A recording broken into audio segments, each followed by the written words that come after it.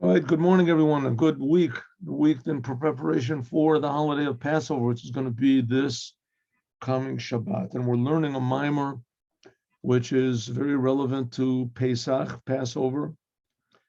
And it is called Kiymai Me'eretz Mitzrayim. Kiymai Me'eretz Mitzrayim. Erenu Niflaot. It's a sentence which comes from the prophet Micha. See, we get over here. Micha, from the prophet Micha, chapter Zayin Tetvav. Very interesting to read Micha in general. The prophet Micha makes a prophecy. And he says, of course, this is God speaking, right? So God speaking through the prophet Micha. And God is saying, Jews, don't worry about it. You are going to be an eternal nation. And not only that you went out of Egypt, which that's, by the way, the first of the 10 commandments. I am God that took you out of Egypt. That you got out of Egypt, that's a basic theme in Judaism. That is the very, the foundation of Judaism is that God took the Jews out of Egypt and he's going to do it again.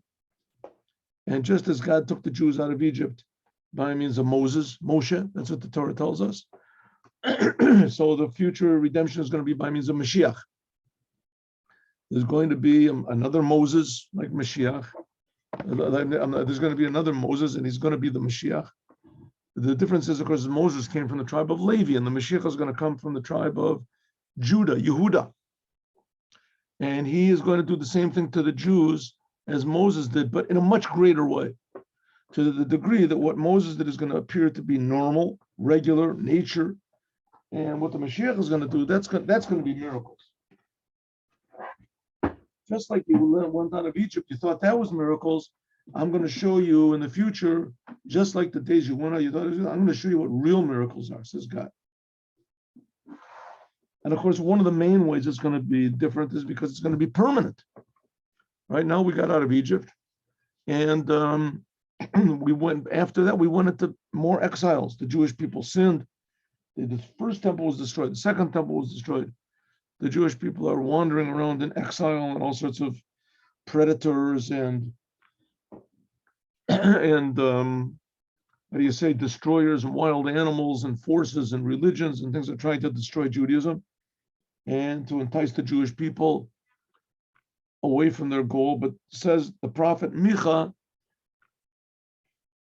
it's going to be tough going. It was tough going in Egypt also. But don't worry, I'm going to show you big miracles, God says. You're going to see big, amazing miracles. The land of Israel is going to be pure. There won't be all this decadence and missionaries and idolatry and insanity and bloodshed, encouraging bloodshed. There won't be these things anymore. Jewish identity will be certain. The whole world will be fruitful, happy, productive, grateful to the creator of the universe. People have potential they're not even aware of. And it'll all be aware. Every human being in the world we're talking about. So that's what it means. Just like the days of going out of Egypt, I'll show you miracles. Well, this whole thing depends on the Jews. The Jews are here in order to bring this big revelation. Just like the Jews had to be in Egypt before the redemption was only for the Jews. In the future, it's going to be for all mankind. The Creator is going to reveal himself in every creation. Okay. And so this is explaining it. If you remember, we had a class previously and it talked about this. Right? Remember? Just like the days of going out of Egypt, I will show you big miracles. And so it says, really, if you remember, let's do a little bit just of summary of what we did last time. So get us up to where we are. So the prophet Micha, he says, like the days of your going out of Egypt, I will show you miracles. What do you mean the days of going out of Egypt? So maybe like there was only one day that they went. They spent a long time in Egypt. There were days that they were in Egypt. Right? And there were days that they were going toward Israel. But the days of going out of Egypt was only one day. They all left one day. That was Passover. And in fact, there's even a commandment. Lamantis called Yom Tetzcha Mitzrayim. You have to remember the day that you left Egypt. Right? It's a sentence in the book of Deuteronomy.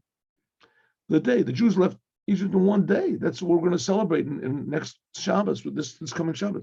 The day that we left Egypt. So what does it mean, like the days that you left Egypt?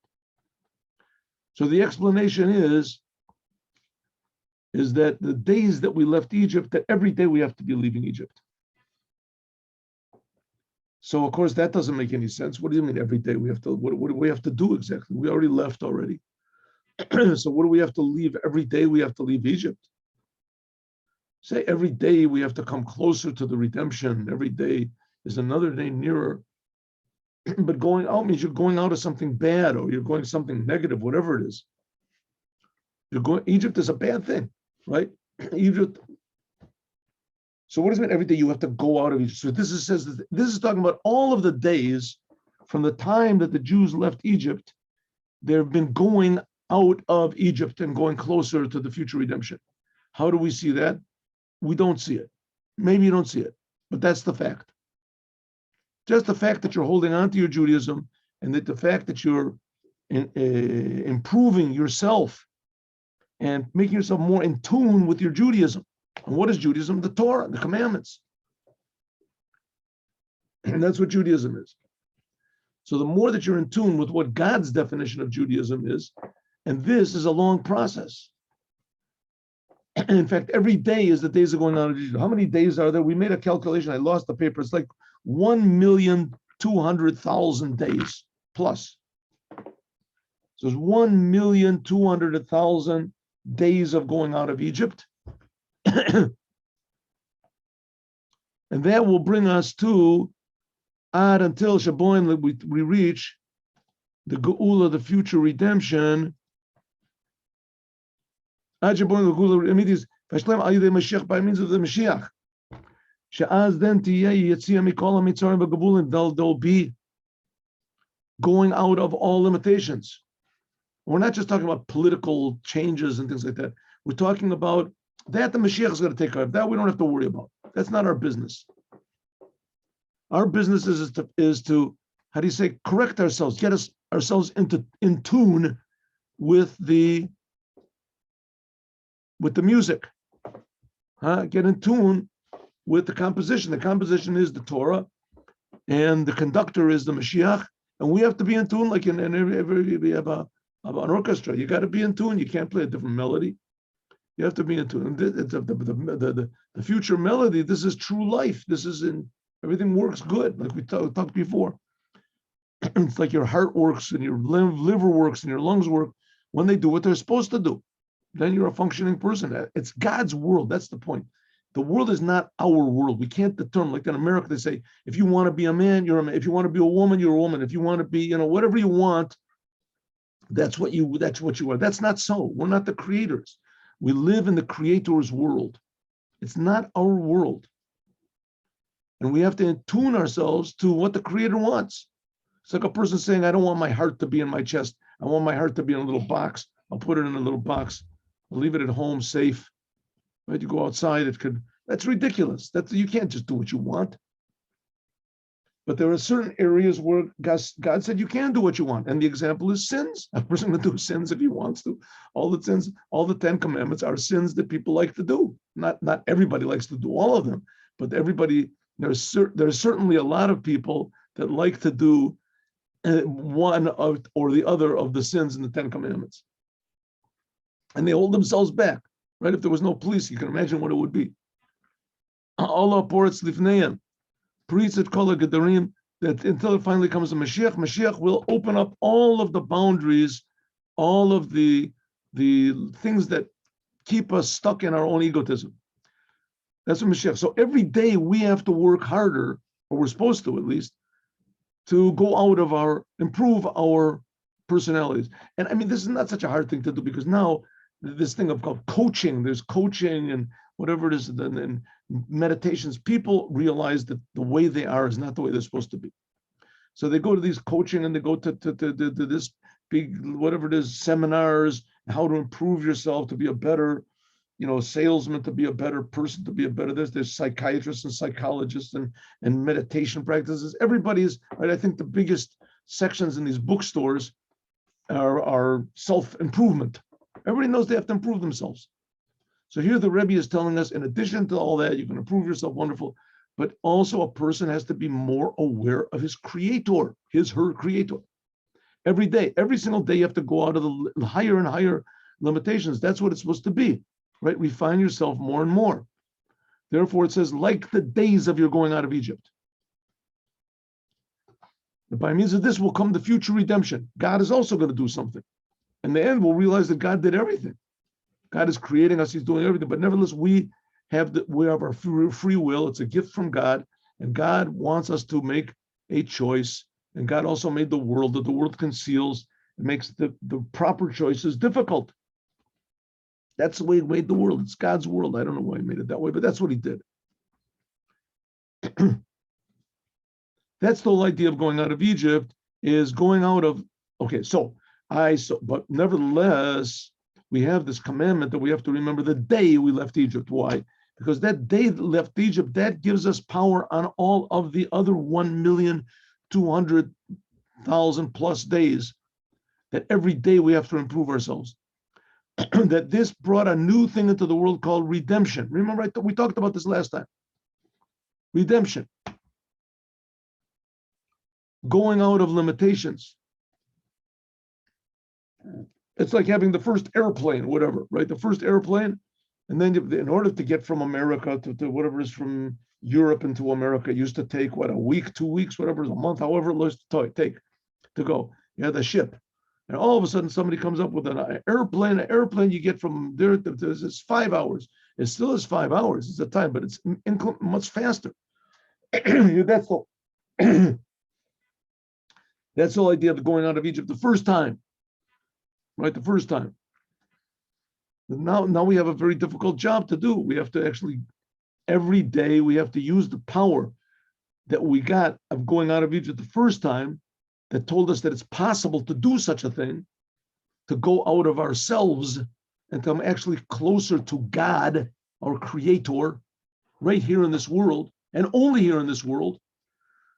But we have to utilize this power of going out of our limitations every single day. And half of the trick of going out of your limitations is realizing that they're limitations, not accepting the world at face value, that that's it.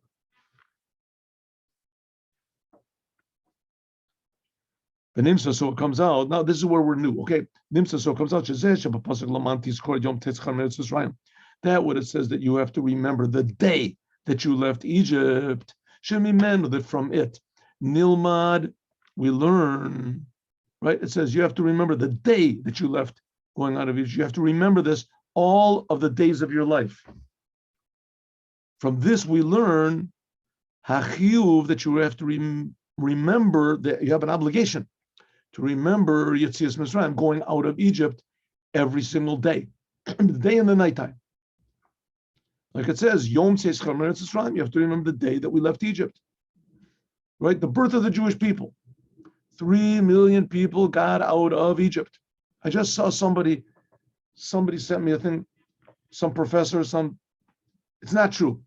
They didn't leave Egypt. The whole thing is made up. The whole thing is a big, huge, amazing hoax that somebody perpetrated on the Jewish people. The Jewish people are perpetrating on everybody. They all got together somehow, and they all planned this thing out. Like there's this book called The Protocols of the Elders of Zion.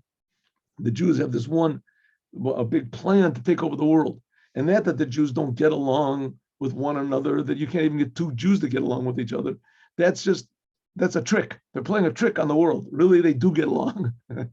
Underneath it all, they have this big plan, but they just, for the world, they make it look like they're really arguing with each other. They don't get along, but really they have this big plan to take over the world. There's people that actually believe that. There's a lot of, it's really very sinister. The fact is, it's not really funny at all, but they do.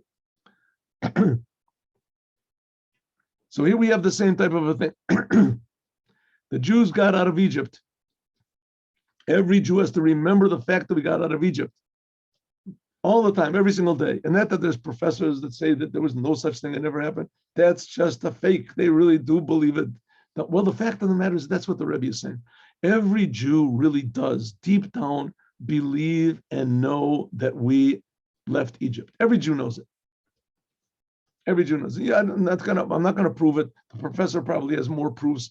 Who knows what he's got? He's got some, from Tut and Kamun or something like that. He's got a personal letter that tells it never happened. I didn't let him out. Whatever it was, the fact is the Jews got out of Egypt. And who got them out of Egypt? God. God, the creator who's creating you right now and creating me right now. He's creating this whole world right now. God, the creator of all the universe, creating all the heavens, the stars, creating all the angels, creating all the upper worlds, all the heavens, the things that you want to go to, creating all the gods and powers that all the other religions worship. That God took all of the Jews who had no merits whatsoever. The Jews, who were they? All of the Jews, smart ones, dumb ones, nice ones, bad ones, tall ones, short ones. It took them all out of Egypt. A lot of them remained back in Egypt because they didn't want to go out. But now the future redemption is not going to be that way. All the Jews are going to go out. We're going to learn about that now. We're going to learn that in the Sikha. We'll see. In any case, that which the Jews left Egypt, Yitzir, we call it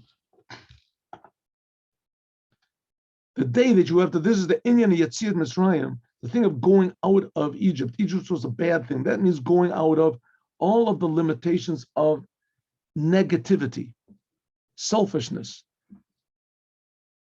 pessimism, anger, depression, lust, all these negative things that drive us crazy. We have to go out of that all the time, which is not easy to do. In general, that way we have to remember the day we left. That's talking about going from bad, leaving bad, going out of the limitations, shemonim, that impede, that prevent, umakvim, and stop us from learning Torah and doing the commandments. This is relevant to the day that you left Egypt. Going out of Egypt, that when the Jews left Egypt by means of the Jewish people, Nasu Avdei Hashem, they became the servants of God and not the servants of Paro, that was given the ability, the call to each and every Jew, Torah b'mitzvahs, regarding Torah b'mitzvahs, Yameshuchra, we will be free, Mikol Inyani Olam, from all the matters of the world. Kolel, including Kol Inyani Galut. A lot of times not religious people. In Israel, I think maybe this is not so much, but I'm not so sure. A lot of times Jews that don't do Torah b'mitzvahs, the main prevention, the main, like I said, impediment for them to do commandments is peer pressure. What's everybody going to say? I'm going to put on tefillin. I'm going to do commandments. I'm going to keep Shabbos. There's also in Israel, there's a lot of Jews that do keep commandments, and they're ashamed of their friends, so they don't let anybody know. And they found, I read an article about that a long time ago, that their friends are very surprised to hear they put on tefillin every day, and this is more and more common. But that's the idea of going out of your limitations in order to do the Torah and the commandments, because after all, Torah commandments are, and it's part of the Jewish religion. Jewish is a religion, but that's only external of Judaism, is that it's religion and has rituals and this and this. The internal of Judaism is that this is what God wants, not what we're going to get. This is God's, like I said, it's God's world, and we can actually do exactly what God wants. Where the Jews are the only ones, exactly what God wants. The non-Jews can live a life according to God's principles, but the Jews have these things called commandments.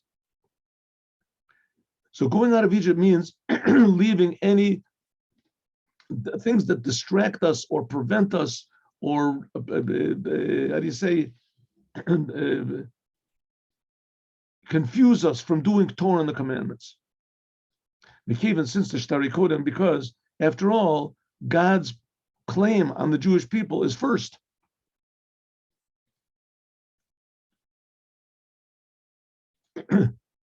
When God took us out of Egypt, He showed us big miracles. Right? First of all, what do you mean, my Shtari Kodem? First of all, God created the world. So the whole world really belongs to God. So the world cannot really deter a Jew from doing commandments. Can't really do it. But we see that it does. We have to go out of that. We have to go out of that. Exactly that. We have a lot of the times the problem is ignorance. A lot of the times it's not your person wasn't taught. Right? A lot of times people are ignorant. They don't even know that they're Jewish. But after a person finds out he's Jewish, after he finds out the Torah is true, and after he starts doing the commandments, so then that's the beginning. That's just the beginning. He has to do with more sincerity and more genuineness and more love, more awe, appreciation of God. That's what it means, like the days of going out of that. When the sentence, so that's the sentence of the day that you left. That's leaving bad, going away from bad things, negative things. And the pasuk, the sentence of Micha that says, like the days of your going out of Egypt, I will show you miracles. The word it says the days. This is talking about in order lahagia, in order to get to this revelation of the future. This is going to. Since the future redemption will be amazing, even regarding to the redemption of going out of Egypt, it'll be something that we totally cannot accept. We cannot, it'll be so good, a type of good that we have no idea what it is.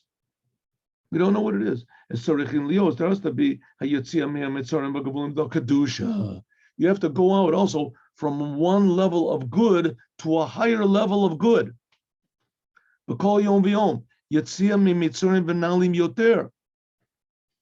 That's why it says like the days of going out.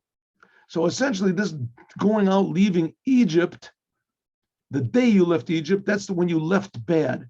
And the days of going out, that's going to higher and higher levels of good.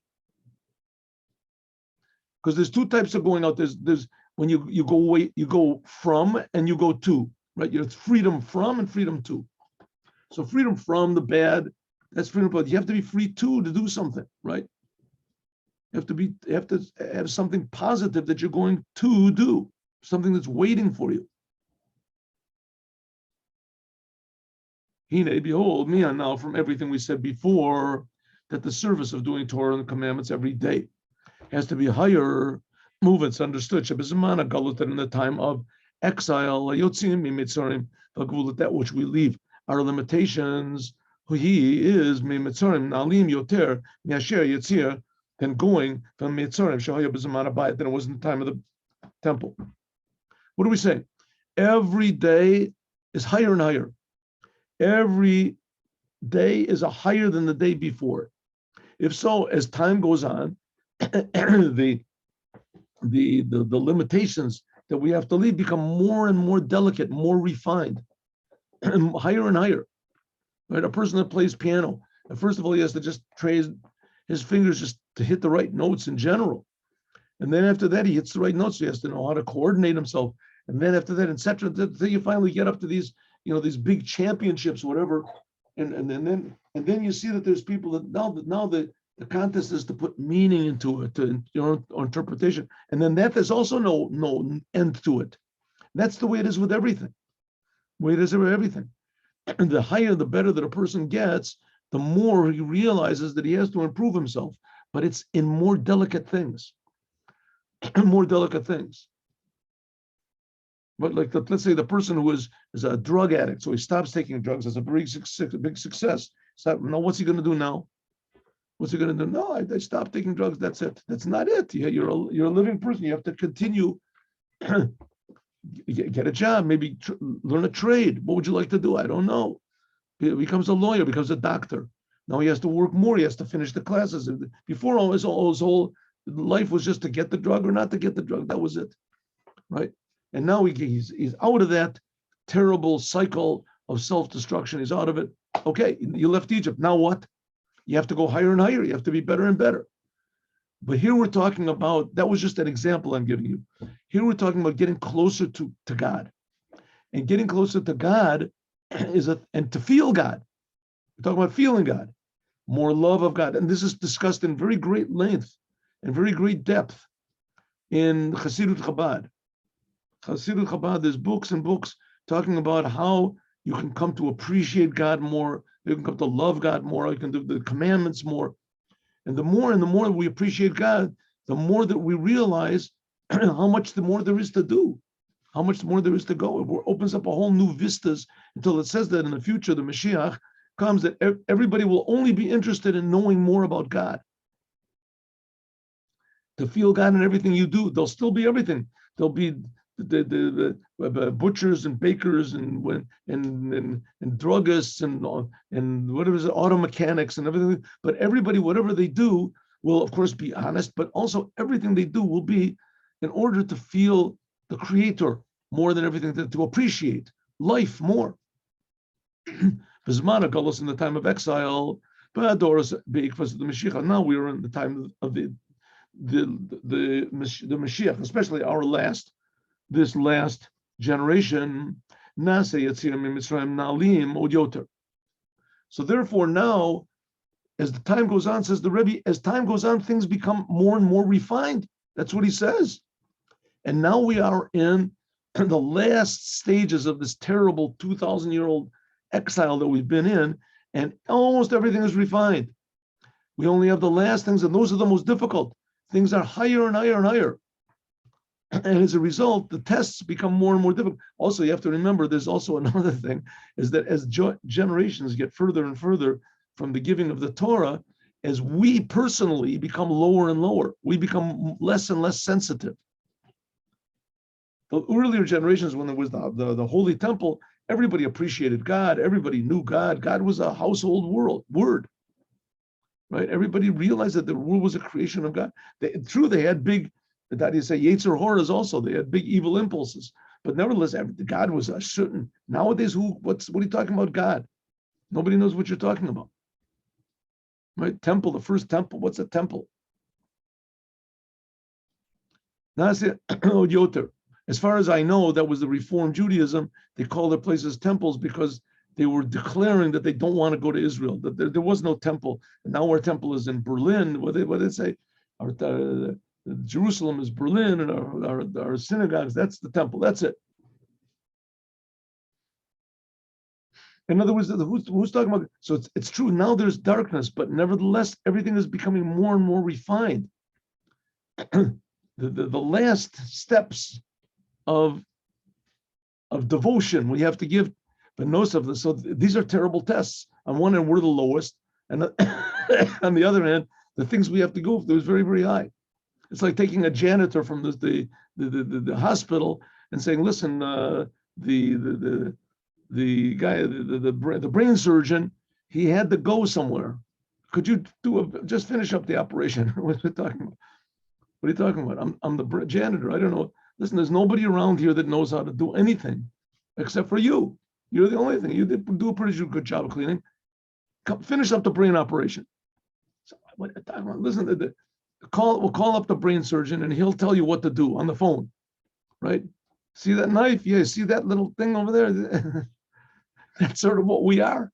We're like the janitors. We have no idea what's going on. We don't feel God. And we have the last little stages of this delicate brain operation we have to do. But we have a big difference. The difference is a brain operation, you're really alone. Here, God is really helping us. God personally made the situation the way it is, and he's giving us superpowers that we can overcome our own ignorance and our own, incompetence, and that we can actually do this job. That's the whole thing of the Moshiach. Inspiring people and encouraging people and awakening our abilities to do this, to change the world, to change ourselves. So that's this. We're now in the last stages of the exile. We've had 1 million, whatever it is, days of purification, right, before us. And so now we have to finish this, but it's darker and darker. It could be that the main reason of the darkness is just because of our lowness, but nevertheless, it's still dark. But not only that, we have purified more and more sparks of godliness. By means of this, we're getting closer and closer to the coming of the Mashiach. The more that we use this world to serve God, as the more the world becomes refined. There's coming closer and closer to the big, how do you say, the jackpot. Hine kam inyan Yetzias Mitzrayim. This whole idea of going out of Egypt. Hayetzia Mitzrayim v'Gavula is going out of all limitations. Kol Yom, every single day. Therefore, what we have to do is also has to be in a higher way. By means of going out of Egypt, and the last days before of exile, it means going out of your own preconceptions that you had, right? Going out of your own preconceptions, starting to think in the terms that the Rebbe is talking about. That what's awaiting us is the revelation of who we really are. Hayetzia Mitzrayim, going out of all the limitations in these days. Higam Mitzrayim Hachinalim. This is from the highest of highest revelations. From the highest of highest restrictions, the most delicate restrictions. And by means of this, Yizku, we will merit the core of Mamish, the GEULA Tida, then God will do what he has to do, which I don't know why he hasn't done it up to now. Yeah, they have to realize this speech that the Rebbe was given, this was like, 40 years ago? Right, 44 years ago. Then they'll be going out of all limitations. Okay, so here we are. What are we supposed to do? Let's explain. And the explanation is the GEULA Tida will be by means of our service now. Yuvan, we can understand. How can it be? Behektim Bior, by explaining Shebagula Tida, that in the future redemption, Tiyeh will be a Yetziam going out, Mikala Mitzarim Bagabulos. Like we said before, the future redemption will be permanent, how do you say, permanent good. Permanent good. Now, what is good? Good is essentially responsibility. Then we'll really be dynamic. We'll really be able to do, say, think only good. We'll go out of all egotistical and all negative limitations. Even the highest of levels of limitations. Highest levels of limitations, right? You can get a person he's a Torah scholar, he's great and everything, but he still is an egotist. To go out of that also. So what are we supposed to do? What am I supposed to do? What are you supposed to do? What is the Rebbe trying to tell us to do? This is for everybody. Says the Rebbe. You have to realize what the Rebbe says. This amazing change that's going to be in the world. This is really real. This is not just some, Lord of the Rings or something. Some sort of a fantasy, Jewish fantasy book. The Rebbe is trying to tell us that really this will really be happening. When what's his name? When Marx, his books, Lahavdil, he wrote his books, everybody said, oh, this is the new utopia. It's going to be good. There's not going to be any money. This is going to be wonderful. And this fired up the imaginations, the communist ideal of hundreds of millions of people. And they went on, they killed, and because they had a new world in mind, a new world they're going to make. Well, here the Rebbe is saying this is, first of all, true, real new world, and it should fire up, but it's good. It's for good. It's not talking about destroying our enemies in any way, exactly the opposite. It's talking about that all of our enemies will suddenly realize what's going on their own. That's a big theme in the Moshiach, on your own. People will realize on their own. It will come from everyone. Remember, that was the Mamar we just learned. Remember the Mamar we just learned with Rabbi Eliezer, Rabbi Yoshua. Is the future redemption going to come from above? It's going to come from us. Tishrei is from us. Above is Nisan, how that unifies together, because it's God's promise. Remember, we learned the previous Mamar. But the main thing, that's the whole thing of the future redemption, on our own. Nobody's going to be forced. No one's going to be forced. On the other hand, it's exactly the opposite. Everyone will be forced. You'll be forced to do what's right on your own. You'll decide on your own. It's like waking a person up from a coma, right? He wakes up, now he has to do it on his own. But if somebody has to wake him up, then he becomes who he really is. So it says, that's the whole idea of this future redemption that's going to be. Now we're like sleeping. But we have to, all of the worlds, all the creation is called Mitzrayim, Egypt. So the Egyptians shouldn't take this to heart. We're not bigoted against the Egyptians or something, or Egyptians are worse than Syrians or anybody. Egypt is a general term for the whole entire creation. Liota, because it is Bechinat Meitzer Behelam, because it's limited. Hainu Dezeh Sha'olam Odet, the worlds are called Mitzrayim, that all the worlds, all creation is called Mitzrayim, limitation. Hu Mitzad Shtei Tamim, it's because of two reasons. Mitzad, first of all, that they are limited. Mitzarim Miloshin Meitzar B'Gavul. Meitzar means a boundary. V'gam also Mitzad, because Shitavutam Hu Alidei Helam Or. It's called Mitzrayim because how did God create the world? That's the worlds, everything. All creation is called Mitzrayim. Why is it called Mitzrayim? First of all, it's limited. And second of all, it was created by limiting God's light. In other words, the creation is limited, and so to speak, God is limited. What does that mean, God is limited? Here, do it like it's known. The Helamat Tzimtzum Rishon, the concealment of what's called God's first symptom. We're going to do this next time. Explain this. God, in order to create the world, it says in the Bible that he spoke. What do you mean he spoke? Like a person when he speaks. Right? A baby can't speak because he can't articulate his words. He can't control himself to this.